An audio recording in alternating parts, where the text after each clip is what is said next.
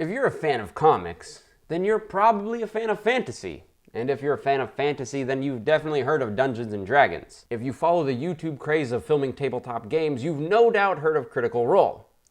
A bunch of nerdy-ass voice actors rolling dice and following a tantalizing story. Dark Horse teamed up with the crew at Geek and Sundry, who host this D&D game, and created the first installment of Critical Role's origin story. You know I wasn't about to pass this up, so Vox Machina Origins is about to get dead. Vox Machina is a group of adventurers seen here, and this is how you would imagine them in the show, Critical Role.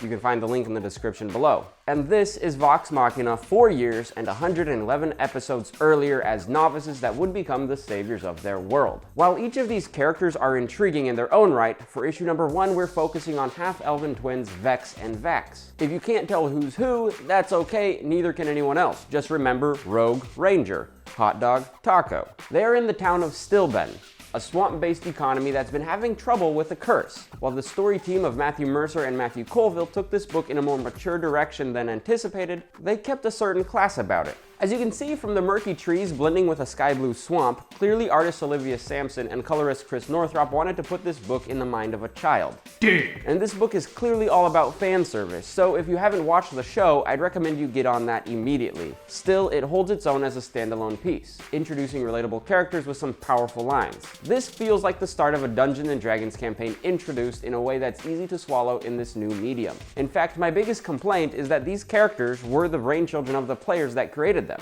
And while those players received a special thanks at the beginning of the book, I'm thinking they deserve a little more credit. Even if the artists leave the backgrounds almost blank and forget how lines work in landscapes, their epic action sequences are perfectly paced, and the characters' exquisite expressions keep up with the tantalizing tale. Vox Machina Origins receives an 8 on the Richter scale, so get your copy today. But to note, it's only available online. Share this review with all the critters in your life. Like it enough times and maybe we'll even end up on the Geek and Sundry page. Let us know if you've seen Critical Role or any other D&D channels we should check out. Subscribe and come back next week for more Dead.